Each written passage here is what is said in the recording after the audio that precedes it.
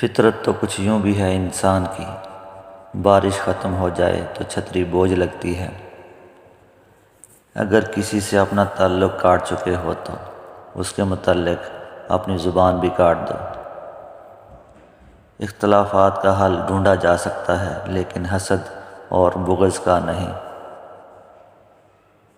ڈراموں جیسی زندگی تو نہیں ہے لیکن زندگی میں سارے ڈرامے موجود ہیں۔ اکثر لوگ ضرورت کے وقت ضرورت مند بن جاتے ہیں اور ضرورت ختم ہوتے ہی غیرت مند بن جاتے ہیں۔ لوگوں کے عیبوں سے اس طرح غافل ہو جائیں جیسے نیند کے وقت اس دنیا سے غافل ہو جاتے ہیں۔ ظرف والوں کی دنیا الگ ہے، عداوت بھی ہوگی تو معیار ہوگا۔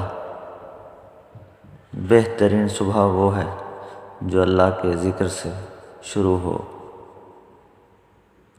جب موت کا وقت قریب آتا ہے تو ایک لمحے کی بھی مہلت نہیں ملتی۔ دعا کیجیے میرا اور آپ کا خاتمہ ایمان پر ہو۔ یہ جو تم دل کے صاف ہو نا، دماغ والوں سے ہار جاؤ گے۔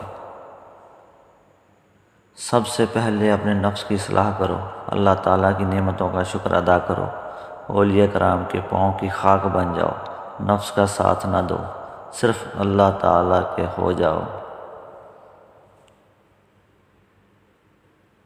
کچھ لوگ معیار زندگی بلند کرنے کے لیے معیار انسانیت سے گر جاتے ہیں۔